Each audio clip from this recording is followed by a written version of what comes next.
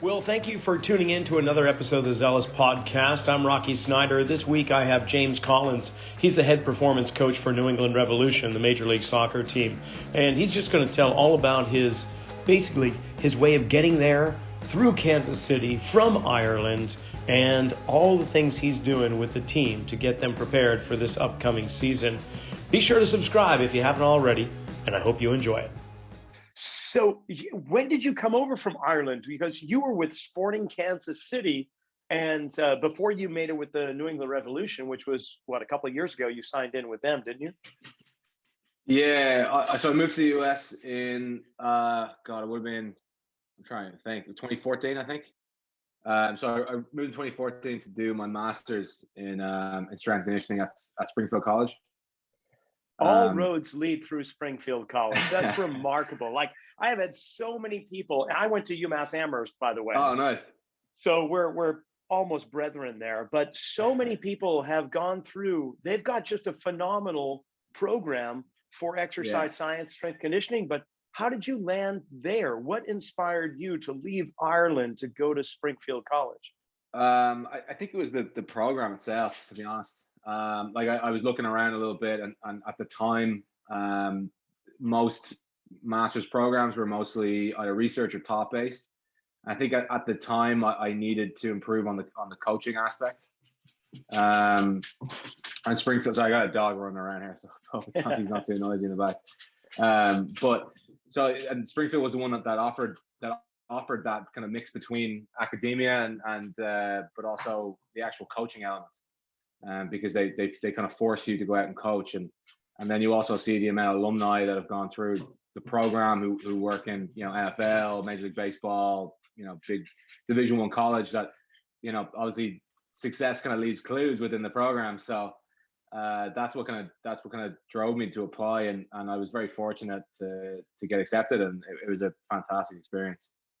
That's fabulous. And then of course, the fates are there. Mary Kate and her husband, a whole bunch of great faculty that are also on like presenter circles and go out and speak. So you were surrounded by some really talented individuals. So then you leave Springfield College, and do you get an internship somewhere, or how did you work into the ranks of this?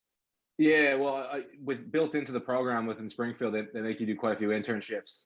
So I interned within the Boston area. So I interned at Northeastern University under Art Horn and Dan Boothby, and I built a very good relationship with the two of them, and particularly Dan Boothby. So when I actually finished, Dan gave me a part-time gig with the track and field team, and then that's when I was kind of looking for something full-time, and that's where I saw something with Sporting Kansas City and applied, and fortunately I knew someone who knew some people within the realm. The director at the time, Mateus Manuel, was an Exos guy, and my background is somewhat in Exos, so it kind of matched up pretty well. So and then I made myself out to the Midwest. So. Yeah, that must have been kind of odd and awkward, because I mean, South Boston, you don't get much more Irish outside of Ireland than Southie. And so you must have just felt right at home. You're probably still do now because you're with New England Revolution. Yeah. So it's like you're going back to, and I got to ask, just out of curiosity, do your family back in Ireland give you any trouble because now you have a New England accent along with that Irish accent? Because I can hear it. I don't know. Well, I don't know. I think probably, yeah. I mean, maybe when I speak with them, my Irish accent comes back out. But I think if they listen to this, I might start getting some abuse. Yeah, but. So, of course, you must have grown up doing sports and football or soccer, however you want to label it. That's probably one of your premier kind of passions in sports, is it not? Yeah. So I would have grown up playing soccer and playing rugby as well, which is a pretty well known sport in Ireland. And I just kind of got into it that way. And the usual kind of stuff. You're usually not particularly very good, so you try and become stronger and faster and fitter and whatnot. And then I just kind of got fascinated in that sort of realm, and that's kind of how it developed. And honestly, when I was doing my undergrad, which I did it in Ireland, I didn't even know strength conditioning or sports science is really a thing. I thought it was all under the we call physiotherapy or the physical therapy or athletic training bracket. So I actually enrolled in a sports science degree course to then get into physiotherapy, and then we had a strength conditioning class in the first year with a guy who was very fortunate to actually mentor under an intern with Barry Solon, who's with Arsenal, who's in the EPL. And we had the first class with him, and I realized, oh, this is actually its own thing, and this is way more interesting. So that's kind of how it started, really, to be honest. You're just playing sport, and then actually, within the undergraduate program that I was in, it kind of got me exposed to it, so to speak. And so with Sporting Kansas City, you're kind of, so to speak, like just getting started with them out of Northeastern, out of Springfield. What did you get in your time at being with Sporting KC? What was it that, for your own skill development as a coach or information inside in sports science or strength conditioning, what did you pull away from with that? I think the biggest thing was it's probably the integration between, like, we just sort of, sometimes as strength conditioning coaches, we just sort of think about the weight room. Yeah. We kind of think it's like, that's just the be all and end all. And I think with being at Sporting and working within professional soccer or sport, you realize that there's so many other elements to it. There's, probably the most important aspect is what happens on the field or on the pitch, and that's going to dictate, the status of your players for the most part. And I think the balance between what you do in the weight room, what you do in the warm-ups, what you do out in the field, the nutrition aspect, the sports medicine aspect, like all these different aspects, I think, and the integration of that to try and reach peak performance, I think, was the biggest takeaway from that. Yeah, I would have to say that's really great insight, because for so long, like you say, the weight room was the end all be all, and it was almost the center from which programs were designed. Yeah. But now, instead, we've had a complete turnaround where performance on the field is going to dictate what they do in the weight room, what their nutritional plan is going to be like, what is the rehabilitative protocol is going to be like. And so it's a nice shift, don't you think? Yeah, absolutely. Yeah, I think it just kind of broadens the, so strength conditioning coaches we can be narrowed in the weight room because obviously it's enjoyable. It's enjoyable to be in the weight room, watch guys lift heavy things and whatnot. But it just broadens our perspective and forces us to think about other aspects, because obviously the human body is unpredictable, and there's so many things that go into peak performance, and we have to keep an eye on every little aspect.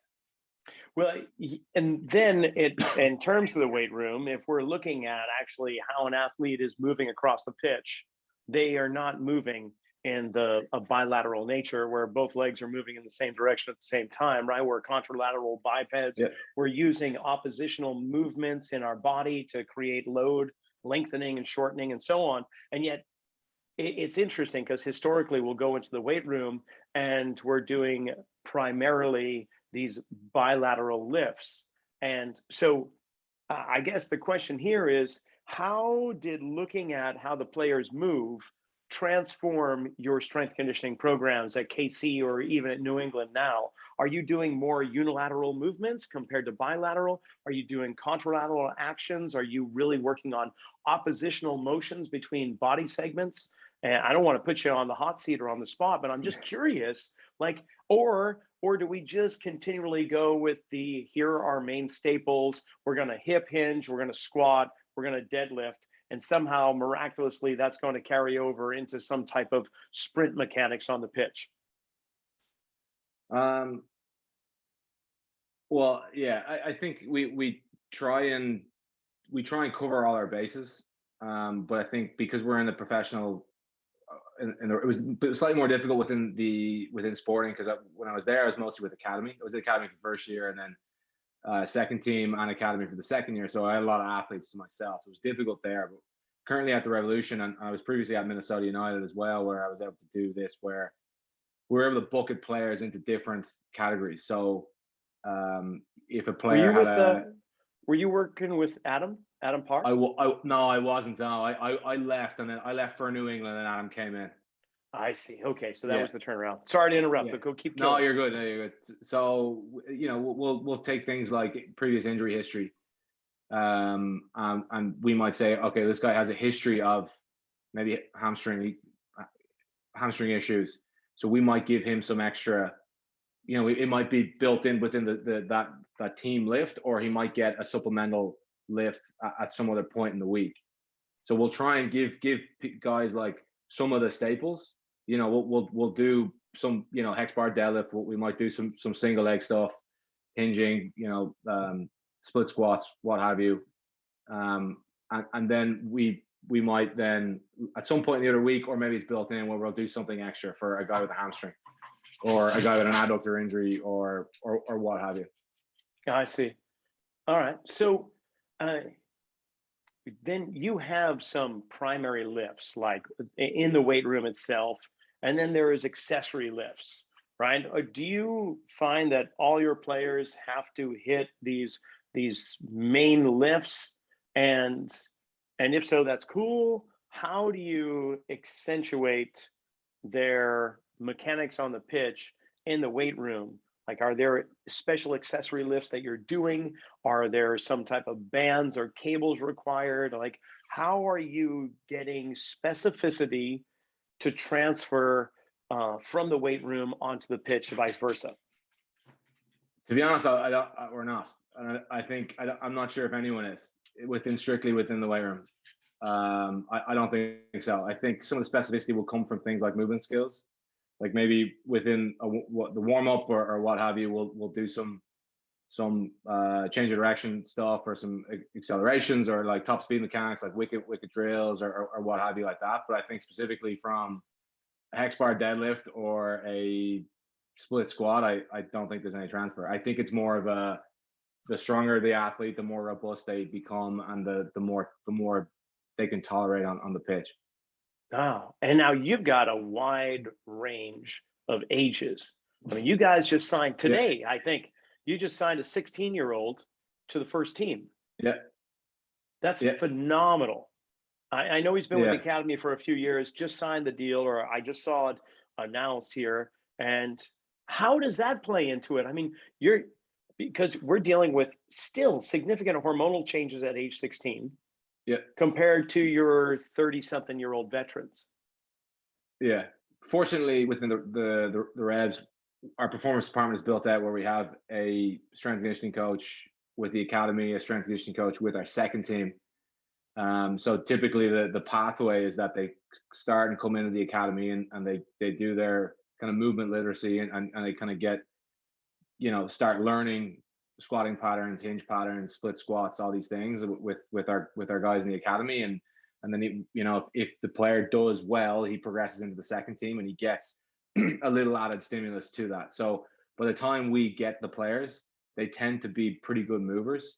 And obviously, when you get a 16-year-old, there can be changes. Like, he can get a growth spurt, and when that happens, we might just pull him back a little bit and then wait for him to kind of get used to his body, and then we carry on that. But fortunately, we have some great guys within our academy and our second team that kind of lay the foundation for us, that we don't have to worry too much with or waste too much time, so to speak, with this sort of thing. So we're kind of fortunate in that sense. That's really cool. You speak of movement literacy, which is a great term. I think I first heard it with Gary Gray and the Gray Institute many years back. And it's kind of hung around, which is nice. No one's felt the need to change it. But basically, how would you define movement literacy, and what are the different elements that you're looking for in your soccer athletes in regards to that? Yeah, I think I think it would be obviously just the main movements for lifting, and then so like your squat pattern, your hinge pattern, lunge, and then your kind of basic bracing. And then our performance coach within the academy would do a lot of low level kind of acceleration drills and multi-directional drills, like your shuffles, your lateral pushes, crossovers, starting with your marches, and then your hops, your bounds, your skips, like these kind of things. So I think that's sort of the foundation that we're currently giving our academy players, and yeah, I guess it's just kind of give them a wide variety of different movements that they can be exposed to. And has that evolved? Has that grown in maturity? Not the athletes themselves, but the programs in which that you're talking about in terms of movement literacy on and off the pitch, within the weight room and out there in terms of multi or omnidirectional movements. Like how do you see, looking back over the, like, say the last 5 years from your days through Springfield, Northeastern Kansas City and the like, and coming to New England, how have you seen that kind of develop? Are there any kind of landmarks, any kind of things that you're going, oh, I really like we're doing this now, and we weren't doing this 5-6 years ago? Yeah, that's a good question. The top of my head, I actually don't know, to be honest. I'd have to probably think about that. I haven't been within that realm for a few years now. I've been working in academy for a few years, but no problem. It gives me an excuse to get you back on later after you can think about it, right? Well, yeah, you'll have to get our academy guy on. So he'd be a good guy to ask, because this is his bread and butter at the moment. So, but that's a good question though. It's something that we can certainly bring up within the department and have a discussion about. No, so okay, let's change direction a little bit. Talk about injury, reducing the likelihood of injury. Because we can't say injury prevention because no one can truly prevent it. There's chaos on the pitch, and you don't know if there's going to be any kind of blunt force trauma with players going against each other, or if they're just trying to make a cut or juke out an opponent and something goes haywire. How do you create insurance policies with your players when it comes to ACL tears, high hamstring pulls, ankle inversions, and those type of things? We won't even get into concussion or subconcussive stuff because that's a completely different realm entirely. But when it comes to sports science, strength conditioning, and preparing your players to be as resilient as you can, what are the things that you're doing? For instance, for like ACL, reducing the likelihood of ACL tears. We'll start there. Yeah, I guess lower body strength is a big aspect. So we're obviously, our guys will do at least one lower body lift during the week, and we tend to do a kind of a jump plyometric kind of session as well in a week. So we use that as a tool for those, the quote unquote prevention, so to speak. We'll take specifically for kind of hamstrings, we'll prioritize sprinting. We'll make sure that our guys have gotten the appropriate dosage of sprinting. Hopefully it comes from a more specific mode, as in within training, and if not, then we'll do it with them ourselves. Well, so when you talk about sprinting, are we talking about solely acceleration or really change of direction and deceleration, as I understand it, is where a lot of hamstring pulls come into a play. So if that's the case, do you work on the decelerating aspect of sprinting, or is that just a natural kind of carryover by working on acceleration? Well, fortunately, the way our coaching staff tends to plan their training sessions, they tend to get a lot of that within their training session from like things like small-sided games. So they tend to get that sort of stimulus. So, and then from the actual, like, so then usually, like, for instance, we might track our guys with our GPS, and they may not have sprinted within the training week, and then say, like, it might be like 2-3 days prior to the game. We might have an idea what training is going to be. So we might say, okay, well, we know this guy's not going to sprint up until he plays this game, and the ideal scenario as a protective mechanism is we'll have the guy open up. And what we tend to do is like a flying 44, because we like to use the lines of the field. So they'll do their kind of 15-yard build up from the touchline to the edge of the 18-yard box, and then sprint the width of the box, and then come to a deceleration phase within that 10 to 15-yard zone. Got it. So that's tend to what we do within, specifically with accelerations and decelerations. Most of our players tend to get that through our trainings. It's more of that kind of absolute speed, which sometimes we need to kind of top players off. And this might be coming from, the the ethers or whatnot out in left field, however you want to say it. But I know that the fastest NFL players are the corners and not the wide receivers or the running backs. When you look at combine scores, most of the time it's the corners that are slightly, ever so slightly faster, and they are corresponding that to potentially the fact that they have to run backwards, and that backwards running may be just enough to create higher levels of acceleration in those players. So with that, I wonder how many teams like the Revolution are, when you talk about sprint training, is there any element of running backwards? I know that might sound kind of harebrained, but I'm just curious. And not that I'm trying to pick things apart, I'm just kind of really understanding like program development. Do you guys do any backward running? No, we don't. I never, to be honest, I've never heard of that. So that's interesting. Something that I'll certainly research and see if there's anything to it. And maybe it is something. Maybe if you have me on again, maybe in a couple of months. There we go. I'm we've pulling them all up right now. That's right. I'm preparing for the next show. That's it, James. No, I apologize if I put you on the hot spot or anything. I'm just really kind of curious as to what's going on. So, so if you don't mind, let's talk about the valgus angle of the knee, because we're talking about ACL tears. And I know like athletic trainers or the physical therapists on the staff are trying to look at that potentially as an indicator maybe of do we need to do something about it? Do you have any concern when we're talking about knee angles in relation to the foot and the hip? Do you look for anything there? In what context? In like loading, sorry, in like in lunging, stepping patterns, loading patterns, or anything like that. Is that one of those things that you're kind of screening when you're talking about weight training with an athlete in the lower body? Yeah, of course. I mean, we're going to look at control, and like hip stability, hip control, and yeah, if we're seeing some excessive valgus, then that's something that we'll try and prevent. We'll try and stop. I can't actually remember I think it was a Gray Cook I can't remember what it's called, but so some of the I think he had RNT, the band. That's the one. That's the reactive one. Yeah, neuromuscular training. Yeah. Yep, that's the one. Drive them deeper into it so they reduce the need to go that far.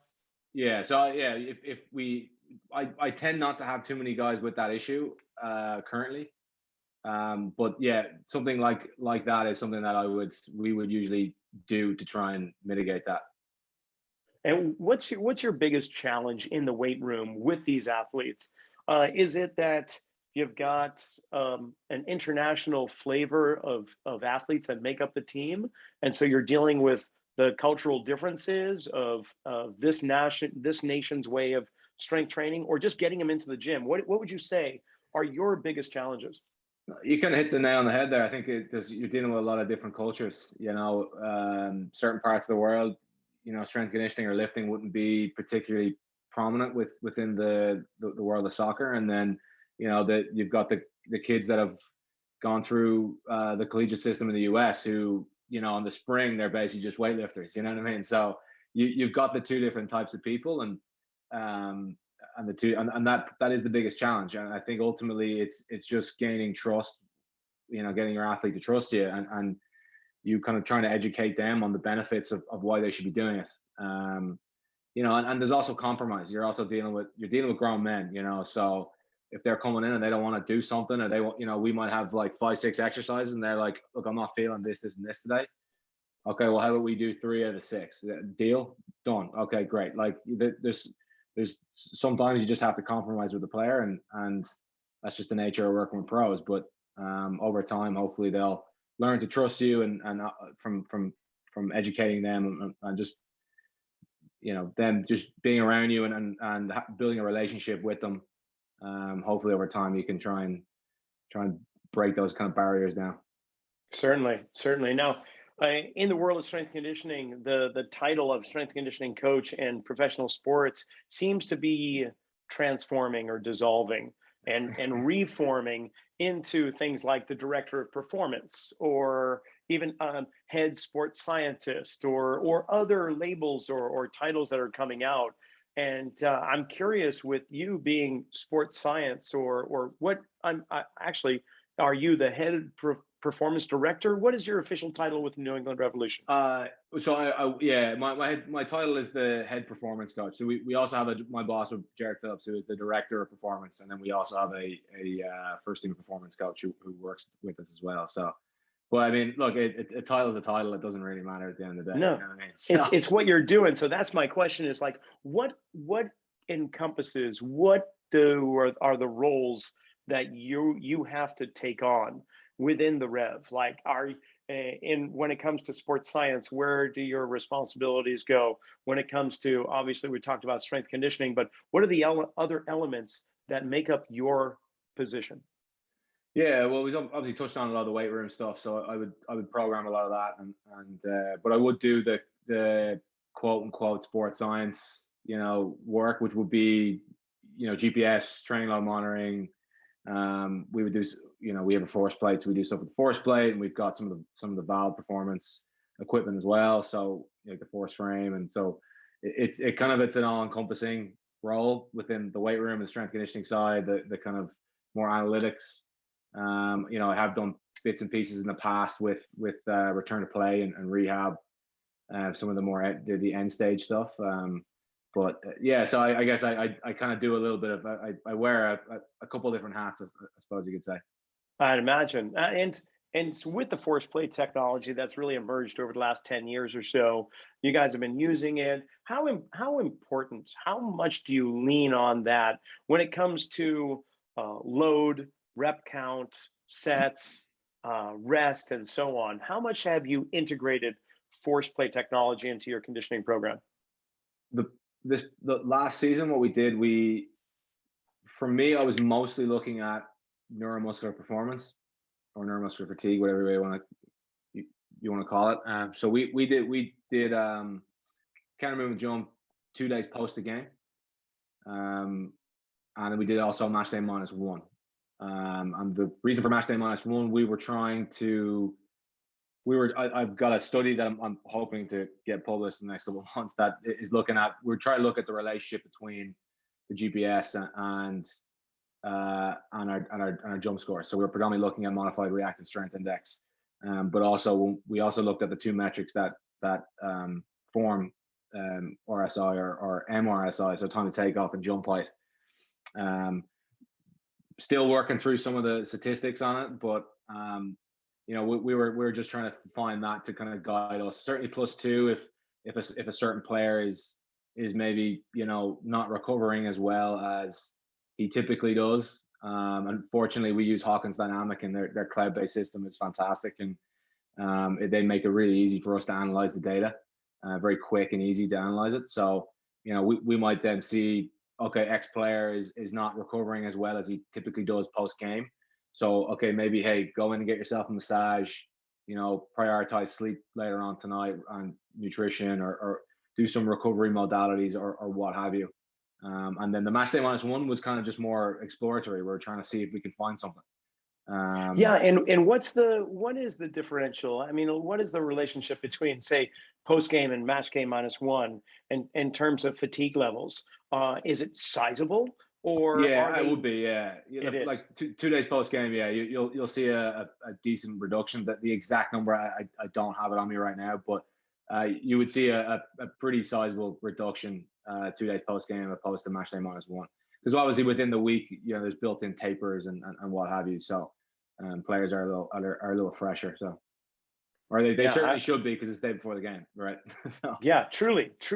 And are there like landmarks that you want them to reach, or like you say that if they don't reach those, they're more fatigued than you were anticipating? So you need to look at massage, some type of regeneration, of course, nutrition, and so on. But with all your research, are there numbers or thresholds you're looking for, or is it individual based? It's completely individual based. I mean, what I have done in the past, and whether it's right or not, I'm not sure. But we tend to have a 10% kind of rule of thumb. So if the person is, less than 10% off what their average is, then maybe there's a conversation that needs to be had. And do you notice that it's one factor that is more significant in terms of those outcomes than another? For instance, is it just that they need some soft tissue work more than anything else, or is it their nutritional component that really needs to be revitalized, or something else? Do you see one being like the top of the pyramid over others? I personally haven't seen it. I think it's it's individual basis, to be honest. Certain players, you know, would have their nutrition kind of on point, and others don't. And the guys that don't obviously need to prioritize it. And maybe some guys need to do more soft tissue work like foam rolling or getting a massage and what have you. So it's completely individual based, and yeah.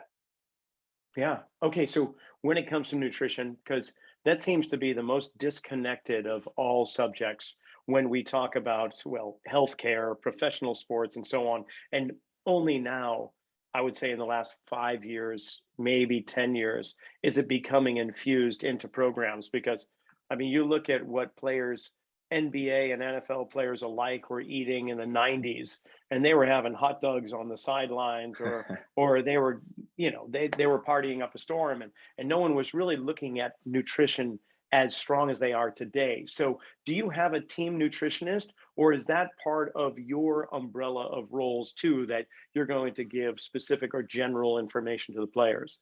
So our director of performance, Jared Phillips, and then our other performance coach, Harrison Hall, would tend to take care of the nutrition side. So with them, they'll obviously take body fats, do body fat testing. Players that are above a certain level that we would like, it's basically a conversation, and they maybe, I think what some of the stuff they do, that they'll kind of they'll get them to do a diary or take pictures of their meals for the first week, just to get an idea, and then they'll come in and have a chat, and they'll kind of come up with a kind of a plan. Fortunately fortunately the club, we provide our players a breakfast and a lunch. So that's 2 meals out of the day that we know what they're getting. So within that, those meals are planned by Jared and Harry, and so we kind of know what they're getting for at least two of those meals, and we'll encourage guys to take food home with them as well, so that hopefully that can cover at least 3. But typically those guys like to take care of it. I actually, to be honest, I don't find nutrition I actually don't like learning it, if I'm being honest. I prefer. No, I hear you. I'm right with you. For other things, but Oh, there's enough about the human body and how it moves to keep us quite informed for years to come. That's it, yeah. I'll rely on somebody else, but I am curious. Okay, what does a New England Revolution soccer player have for breakfast and for lunch when they're at your facility? Yeah, fortunately we've got great cooks as well. So we've got plenty of options. There's we've got you can get eggs, you can get oatmeal, you can get yogurt, fruit, all kinds of things. So we've got a wide variety of things that the players can choose from. Okay, so they're not individually based meals, but depending upon the player or anything else, it's more like a buffet style. We just want to supply you with fuel. Pretty much, yeah. Now, Jared and Harry, of course, encourage players that need to, have certain things or not. I'm sure they encourage them to do so, but it is just kind of a buffet style. So. And lunch, I imagine the same way. Salads, some sort of proteins. Yeah. What about supplements? Do you have companies that you have contracted with to provide performance supplements for the players? We don't necessarily have a sponsor per se, but we tend to use Thorn. Yeah, so we tend to use Thorn. So we've got supply with Thorn, and again, Jared and Harry will usually chat with players and see what's appropriate for them from a supplemental standpoint. So. And what's that like, being a European yourself, Irish? Is that, culturally, what is that like to the international players that come? Are they accustomed to supplements, or is this something new that you got to kind of get a buy-in and just have them go along? My experience, there hasn't been any real issues. Yeah, I think they, it's a multi-billion-dollar industry, so it kind of reaches all parts of the world, right? So I don't think, my experience, there hasn't been any sort of issues there. Beautiful. Okay, so if you were on a desert island with all your players and you need to train them, what are the three tools that you would take with you that you couldn't do without? My voice. Nice. I mean, honestly, like I'm that's really all you need, and the ability to be able to demonstrate something, like you know, my own body not being broken. Like 'cause at the end of the day, like I'm kind of used to working. When I first started coaching, I was coaching in Ireland where we didn't have the money for GPS units, or I mean, even at times I didn't have cones. You had to use empty beer bottles for cones. So Wow. like I, so I don't. I'm, and our director always says like, oh, what kind of equipment do you need at the end of the year? And my answer is usually no, we're fine. Whereas like I'm just not used to, it's ingrained from you know being in Ireland, coaching in Ireland, that like no, I can make do what I have, kind of thing. So yeah, for me, it's just the ability to communicate and be able to demonstrate. So that's probably it.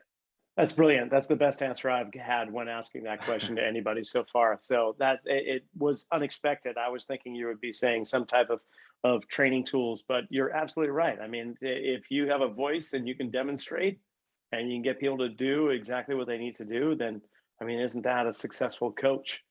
That's So it. Yeah. we've got the preseason underway here. You're starting up, and when this episode airs, you'll already have a couple of matches under your belt. But how is it that the preseason differs from the in season? And aside from maybe the obvious that the teams are going to be traveling, and you need to really coordinate their programs based on how many days before a match or after a match, but in the preseason, what are you primarily focusing on with the Rev? I think for the I guess the overarching theme would be progressive overload. Hmm. So that would be on the field, within training, and then also within the weight room. We obviously need to get to that point where we're ready to play 90 minutes. And so we're just kind of working towards that. Unfortunately, we're fortunate that we have things like GPS units and historical data that can help guide our instincts towards this. But the overarching theme is just progressive overload and trying to accumulate volume. And in regards to knowing what each individual athlete needs in regards to maybe motor control, coordination, flexibility, strength, power output, and the rest of what makes up athleticism. How do you assess your athletes? What kind of assessment protocols, or do you use SFMA, FMS? What assessment tools do you utilize for all those purposes? Um, so our testing kind of battery would be, we do a Yoyo intermittent level 2, for an intermittent test. And what's Um, that all? Can you explain that a little bit more? yeah, it was developed by Jans Bengsbo. I think it was originally developed for soccer, and there are two levels to it. There's level 1, level 2. The main difference is that level 2 just kind of speeds up quicker. So it was developed for soccer, and then level 2, I believe, was developed for the elite population. So we'll use that, and we've kind of initially we took averages and whatnot from research when we first started with the Revs, and we've kind of altered it now based around our team and how we kind of have performed within the test. And it would be position specific as well, because obviously there's more demands on certain positions than others. And then we do our counter movement jump on our force plate, to get some baseline numbers for things like modified RSI and time to take off and jump height. But we'll also do, using Valve Performance's groin bar, we'll do both a hamstring and a groin strength test. So we'll do a 90-90 hamstring pull test, and then we'll also do a straight leg groin squeeze. So Are that can both help. those open chain or are those closed chain movements? they would be considered, I guess, open chain, I suppose, right? Yeah. Okay. Yeah. Cool. I could have got that wrong, Jesus. Anyway. Yeah. But yeah, so we'll that's for the most part what we'll do for our testing protocol. And that tends to give us a good idea. The one issue that I guess I have with testing is that it's very difficult to be able to retest as the season kicks on, or as preseason kicks on with friendlies. So it can be tricky to navigate your kind of progression within that. So, but yeah, that's what we do currently, and it kind of changes all the time. So You mentioned GPS. That was great. Thank you for that insight too. But you mentioned GPS as a way of getting more information of performance. And there's other wearable technology. A lot of professional sports organizations are not going deep into the wearable tech because the players' organizations prefer the players to have, rights and privacy when it comes to knowing what each player is doing on a 24-hour cycle. I'm wondering about the MLS. Do you use wearable tech with your players? Are you able to access that information, or do you not do it because of it's really up to the player whether they want to share the information or not? So we do have our players use Aura rings, but again, it is completely voluntary. So we can't force them to do anything outside the facility. So if they don't want to wear it, then there's nothing we can do about it. But if they want to wear it, then great. That's brilliant. And how much in terms of percentage of the players on the team, how many acquiesce and wear it so that you can get a better understanding? It can vary. I mean, obviously at the beginning, preseason, it tends to be a little better. Compliance tends to be better. We've a pretty decent compliance level, because I mean, I'm wearing one actually right now, and it's very easy to wear. You don't even notice you have it on. So it is it's not very invasive, so it's easy to have on and continue to wear. So most of our players don't particularly mind. So. Oh, great. Okay. Your facility is housed at Patriots Place, nestled right beside the Patriots. One question, James Collins, I'm wondering, do you ever get confused with the other James Collins who is on the defense of the Patriots? I know it's probably the accent that gives people away, but do you ever run into Jamie Collins? I have to say, I have no idea who that is. Okay. No problem. No problem. Veteran player, just came back on the team this year after being gone for a little while. Just a little side Good to note. know. Yeah, good to know. But knowing that you're right there at Patriots Place, there's also the TB12 facility where I know a lot of professional athletes as well as general population will go. In fact, James Castrello was a guest on the show just not too long ago, and we talked about their methodology. And I wonder, James, do you have some of the New England Revolution players training at that facility? And if so, how do you work with that? Are there other trainers outside of the realm of what you're doing that work with your players? And what's the level of communication? For the most part, pretty much all our players, will for the most part train with us. We've had periods of time where a player has grown up with a strength coach who they trust and they like, or maybe it's a physical therapist or physiotherapist, and they want to use them at periods of time. And look, ultimately our job is to get the most out of players. So if that's the choice they want to make, then I think the best thing to do is to just work with the other coach or trainer or what have you, and try and give them all the information to help them do their job better, and to train our player as best as possible. We don't deal with that too often.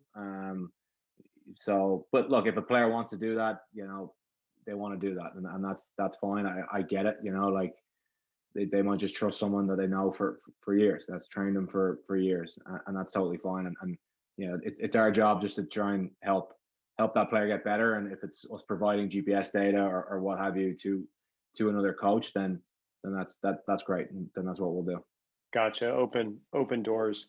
Now, I grew up on the North Shore of Boston, Reading, Massachusetts, and through the 70s and 80s primarily. And it wasn't until I was leaving to go to university that the soccer program in my hometown really started to get developed, like youth soccer. So unfortunately, that was not a sport that was really prevalent nor accessible to us as kids in New England growing up.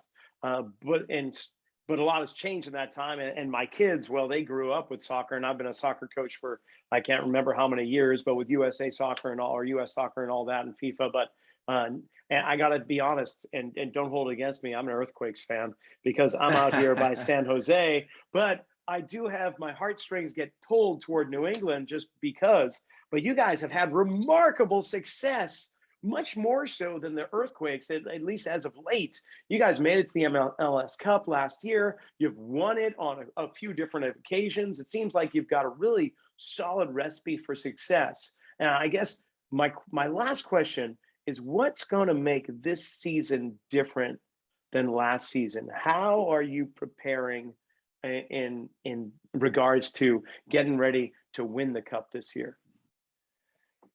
Yeah, it's an interesting question. Yeah, I think we did a lot of things well last year, and luck comes into it as well. I think we're very fortunate that we have we have the best soccer coach the US has ever seen. So I think that's a secret weapon that we have, or not so secret. But I think Bruce just knows how to win. Everywhere he's gone, he's done it, and he knows how to recruit the right players and recruit the. I think our within our staff, we've got a great staff as well, and we all work very well together. And I think unfortunately, like as a European, the concept of playoffs is still a little it doesn't really work with me very well. So we did all the right things last year, and I think we just got to keep going and keep trying to find things that's going to help us to win. Certainly from a performance department standpoint, trying to get the most out of our players on a daily basis, and just trying to get those extra percents, and hopefully we can get over the line this time. Well, I got to say, from a fan's perspective, I enjoy no sport more when I go to a stadium and watch than when there's a soccer match. I mean, the excitement, the noise, the fans chanting and drums beating, there's nothing like it. I got to say, I'm hooked, and I wish you well, definitely. I think that next time I find myself in the homeland, I will make a point of swinging by there and checking out your facility, because it sounds like you've got a fantastic operation going. Yeah, no, it's great. Yeah, no, we're very fortunate. Very fortunate. Beautiful. Well, I appreciate your time, and I won't take any more of it. I've taken enough, and you've provided me with some really great insight, great information. And I know the listening audience is going to agree with me. So, James, thanks for your time. I appreciate it. Thanks very much. Well, that brings this episode of the Zealous Podcast to a close. I want to thank James Collins and the New England Revolution for coming on and sharing a little bit about what they've been doing to prepare for this upcoming season. Best wishes to get there to the MLS Cup again this year. Maybe the Earthquake can meet you there. Until next time, make sure you subscribe, and we will talk to you next week.